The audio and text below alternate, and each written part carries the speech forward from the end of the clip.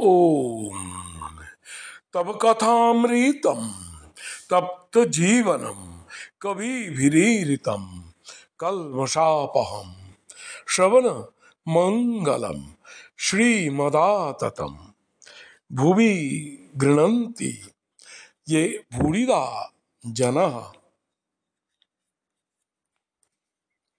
শ্রীমকথিত শ্রী শ্রীরামকৃষ্ণ কথামৃত পাঠ।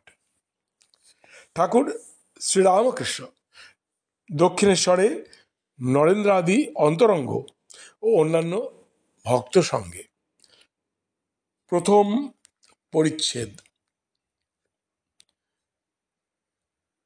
দক্ষিণেশ্বরে কেদারের উৎসব।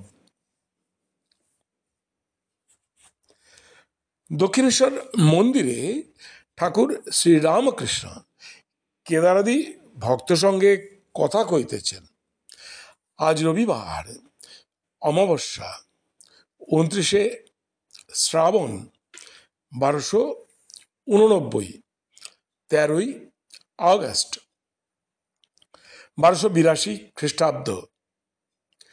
বেলা 5টা হইবে।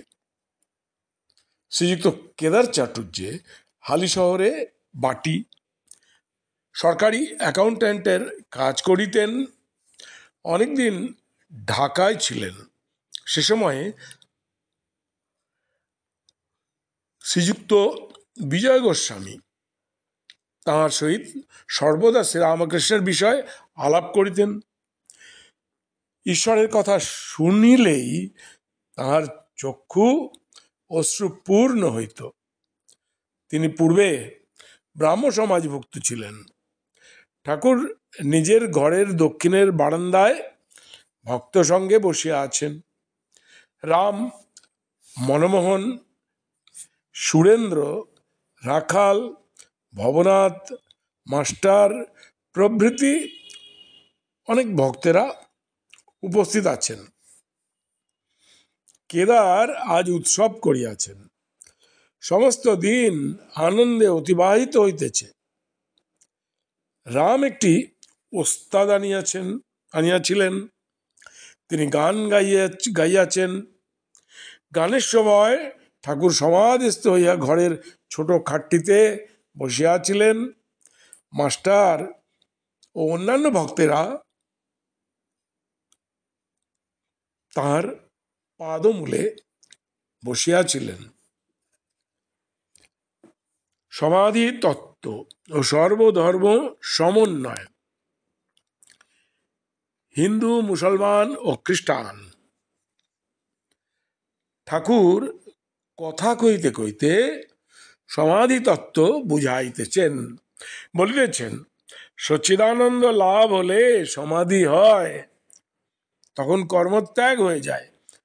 আমি ওস্তাদের নাম করছি, এমন সময় ওস্তাদ এসে উপস্থিত। তখন আর তার নাম করবার কি প্রয়োজন? মৌমাছি ভনভন করে কতক্ষণ না ফুলে, যতক্ষণ না ফুলে বসে। কিন্তু সাধকের পক্ষে কর্মত্যাগ করলে হবে না। পূজা, জপ, ধ্যান, সন্ধ্যা, কবচাদি, তীর্থ সবই করতে হয়। লাভের পর যদি কেউ বিচার করে, সে যেমন মৌমাছি মধুপান করতে করতে আধো আধো গুনগুন করে। ওস্তাদটি বেশ গান গাইয়াছিলেন। ঠাকুর প্রসন্ন হইয়াছেন। তাহাকে বলিতেছেন, যে মানুষে একটি বড় গুণ আছে, যেমন সঙ্গীত বিদ্যা, তাতে ঈশ্বরের শক্তি আছে বিশেষ রূপে। ওস্তাদ মহাশয়, কি উপায়ে তাকে পাওয়া যায়? শ্রীরামকৃষ্ণ ভক্তি সার। ঈশ্বর তো সর্বভূতে আছেন, তবে ভক্ত কাকে বলি? যার মন সর্বদা ঈশ্বরেতে আছে। আর অহংকার অভিমান থাকলে হয় না। আমি রূপ ঢিপিতে ঈশ্বরের কৃপারূপ জল জমে না, গড়িয়ে যায়। কেদারাদি ভক্তদের প্রতি সব পথ দিয়ে তাকে পাওয়া যায়। সব ধর্মই সত্য, ছাদে উঠা নিয়ে বিষয়। তা তুমি পাকা সিঁড়ি দিয়ে উঠতে পারো, কাঠের সিঁড়ি দিয়েও উঠতে পারো, বাঁশের সিঁড়ি দিয়েও উঠতে পারো, আর দড়ি দিয়েও উঠতে পারো। আবার একটি আঁচলা বাঁশ দিয়েও উঠতে পারো। যদি বলো ওদের ধর্মে সকল অনেক ভুল,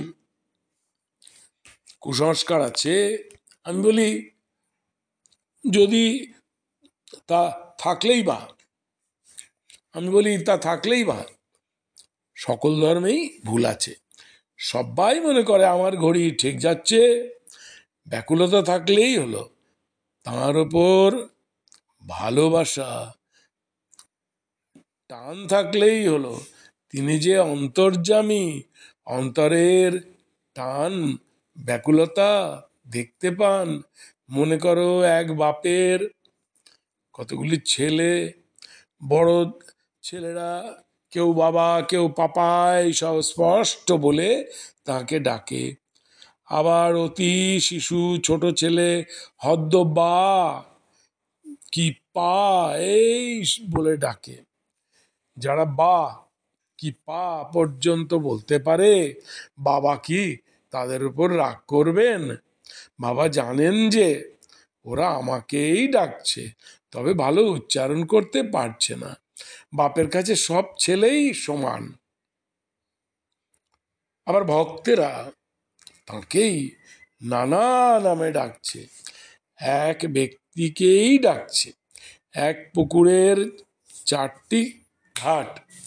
হিন্দুরা জল খাচ্ছে, এক ঘাটে বলছে জল। মুসলমানেরা আরেক ঘাটে খাচ্ছে, বলছে পানি। ইংরেজেরা আরেক ঘাটে খাচ্ছে, বলছে ওয়াটার। আবার অন্য লোক এক ঘাটে খাচ্ছে বলছে অ্যাকোয়া।